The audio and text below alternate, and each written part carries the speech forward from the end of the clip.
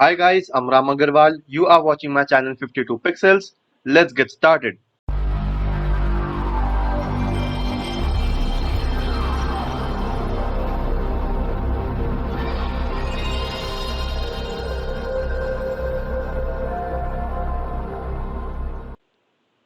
Hi guys, in this tutorial we are going to see how to make a text interfering image. So to do that we'll start with this image. So as you can see in the layers I have already created a duplicate layer of this image. So just use this bubbles one layer and we'll just start using the quick selection tool. So before that we'll just type in the text that we need to uh, kind of make interfering with the image. So let's type 52 and control plus T. Let's scale it up somewhat like this, then move it around over here, over here. Yeah. Now let's type pixels. So capitals Pixels pixels and again control plus T, zoom it. So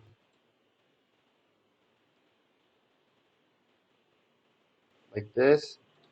Now place it over here, somewhat like this. So we've added the text 52 and pixels differently. Now we'll take this layer of bubbles one over here and keep it on the top. So our bubbles one layer is on the top and you can see the text over here if we uncheck the image. Now we'll just make the image visible and use this quick selection tool.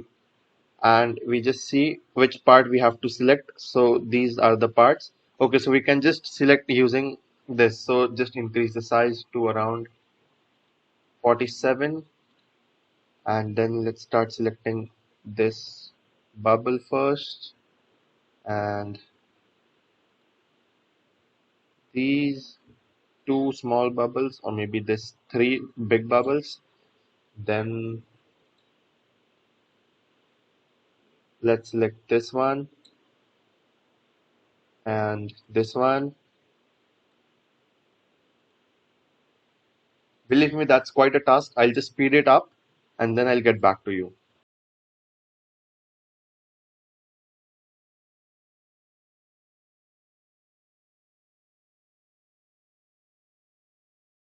Yeah, so I have selected everything and now as you can see the selections in the image, the parts of the image that I have selected. So these parts are getting highlighted.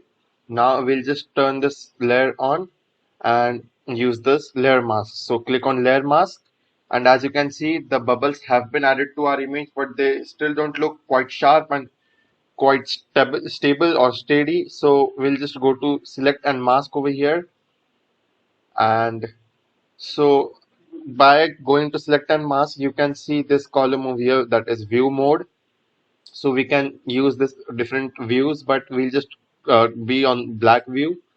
Then over here we have global refinements, so we'll just smoothen it up. So just to show it, you'll notice the change over here. See, as you can see the edges have been smoothened up. They were quite sharp earlier but now they have got smoothened up a bit, so they don't look shabby when they are overlaying on our image. So once we are done, click on OK and again let's just zoom out. So as you can see the selections are looking quite better now. We can also do one more thing, that is using the brush. We can just color it up so that the unwanted portions get hidden up. So we'll just start with coloring over here. Use this brush size as 17 and over here we have colored. There's some more parts like this.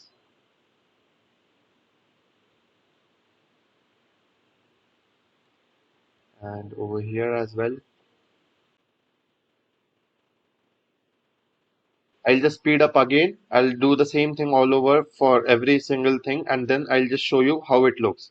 I'll just speed it up now.